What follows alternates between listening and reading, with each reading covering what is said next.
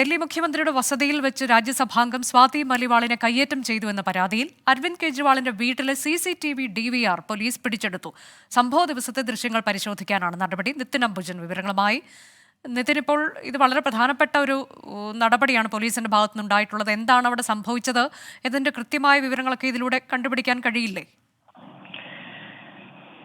അനുജ, അങ്ങനെ തന്നെയാണ് പോലീസിന്റെ പ്രതീക്ഷ. കാരണം ഈ സംഭവ സമയത്ത് ആ ദിവസം എന്താണ് നടന്ന സംബന്ധിച്ചുള്ള പൂർണ്ണമായ വിവരങ്ങൾ ലഭിക്കാൻ വേണ്ടിയാണ് ഇപ്പോൾ CCTV DVR പോലീസ് പിടിച്ചെടുത്തിരിക്കുന്നത്. നേരത്തെ സ്വാതി മലിവാൾ പരാതി നൽകിയതിന്റെ പിറ്റേ ദിവസം തന്നെ പോലീസ് വിഭവ് കുമാറിന്റെ വീട്ടിലെത്തുകയും അതോടൊപ്പം തന്നെ ഈ CCTV ഹാജരാക്കണമെന്ന് ആവശ്യപ്പെട്ടിരുന്നു. പക്ഷേ സുരക്ഷാ ഉദ്യോഗസ്ഥർ തന്നെ അതിനോട് തയ്യാറായിരുന്നില്ല. ഇതിന് പിന്നാലെയാണ് ഇന്നിപ്പോൾ പോലീസ് വീട്ടിലെത്തിക്കൊണ്ട് CCTV DVR പിടിച്ചെടുത്തിരിക്കുന്നത്. എന്തായാലും സ്വാതി മലിവാളുമായി ബന്ധപ്പെട്ട അന്നത്തെ ചില ദൃശ്യങ്ങൾ പുറത്തു വന്നിരുന്നു. അതിൽ സ്വാതി മലിവാൾ സുരക്ഷാ ഉദ്യോഗസ്ഥരുമായി തർക്കിക്കുന്നതാണ് ദൃശ്യങ്ങളുള്ളത്. അതോടൊപ്പം തന്നെ പിന്നീട് ആം ആദ്മി പാർട്ടിയും ചില ദൃശ്യങ്ങൾ പുറത്തുവിട്ടിരുന്നു.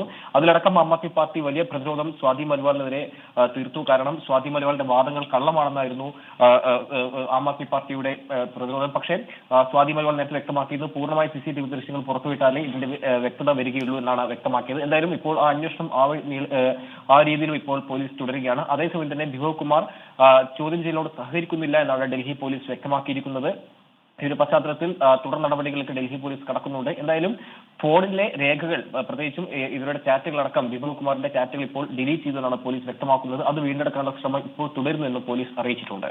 ഒരു കാര്യം കൂടി നിതിനിപ്പോൾ, ഇന്ന് വലിയ പ്രതിഷേധം ഡൽഹിയിൽ നമ്മൾ കണ്ടതാണല്ലോ. അത് BJP ആസ്ഥാനത്തേക്കായിരുന്നു അവരുടെ പ്രതിഷേധം.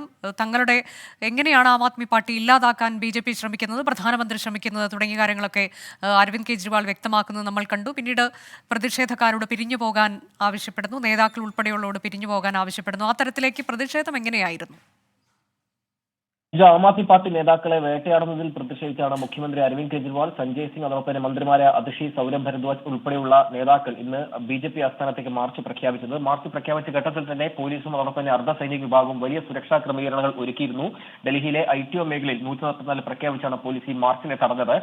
അരവിന്ദ് കെജ്രിവാൾ ജനങ്ങളെ പ്രവർത്തനം അഭിസംബോധന ചെയ്ത ശേഷം പിന്നീട് മാർച്ചുമായി BJP ആസ്ഥാനത്തേക്ക് നീങ്ങി. പക്ഷേ പോലീസ് അവിടെ വെച്ച് തടയുകയായിരുന്നു. ഏറെ നേരം പോലീസ് തടഞ്ഞിട്ട് മുഖ്യമന്ത്രിയെ നിലയുറപ്പിച്ചു. അതിനുശേഷം പ്രവർത്തകരടക്കം അവിടെ കുത്തിയിരുന്നുകൊണ്ട് പ്രതിഷേധം നടത്തി. ഏതാണ്ട് അരമണിക്കൂറോളം മുഖ്യമന്ത്രി അരവിന്ദ് കെജ്രിവാളും അതോടൊപ്പം തന്നെ മറ്റു പ്രവർത്തകരും ഈ ആം ആദ്മി പാർട്ടി ആസ്ഥാനത്തിന് മുന്നിൽ വലിയ പ്രതിഷേധമായി തന്നെ നിലയുറപ്പിച്ചു. അതിനുശേഷമാണ് ഈ പ്രതിഷേധത്തിന് പിന്മാറിയത്. എന്തായാലും ഇത്തരത്തിലുള്ള ഈ വേട്ടയാടലിൽ പ്രതിഷേധവും അതോടൊപ്പം തന്നെ തെരഞ്ഞെടുപ്പിന്റെ ഭാഗമായുള്ള പ്രചരണവും ശക്തമാക്കുമെന്നാണ് ഇപ്പോൾ ഡൽഹിയിലെ ആം ആദ്മി പാർട്ടി നേതാക്കൾ അറിയിച്ചിരിക്കുന്നത്. പ്രത്യേകിച്ചും സഞ്ജയ് സിംഗ്, അതോടൊപ്പം തന്നെ അരവിന്ദ് കെജ്രിവാൾ കൂടാതെ മറ്റ് പല നേതാക്കൾ, മനീഷ് സിസോദിയ ഉൾപ്പെടെയുള്ള നേതാക്കളെല്ലാം തന്നെ ഇപ്പോൾ അറസ്റ്റ് ചെയ്യുന്നതിൽ പ്രതിഷേധിച്ചും അതോടൊപ്പം തന്നെ പ്രധാനമന്ത്രി ആം ആദ്മി പാർട്ടി തകർക്കാനായി ഓപ്പറേഷൻ ചൂൽ എന്ന ഒരു ശ്രമം BJPയുടെ ഭാഗത്തും നടക്കുന്നു എന്ന ആരോപണമാണ് ഇപ്പോൾ അരവിന്ദ് കെജ്രിവാൾ ഉന്നയിച്ചിരിക്കുന്നത്.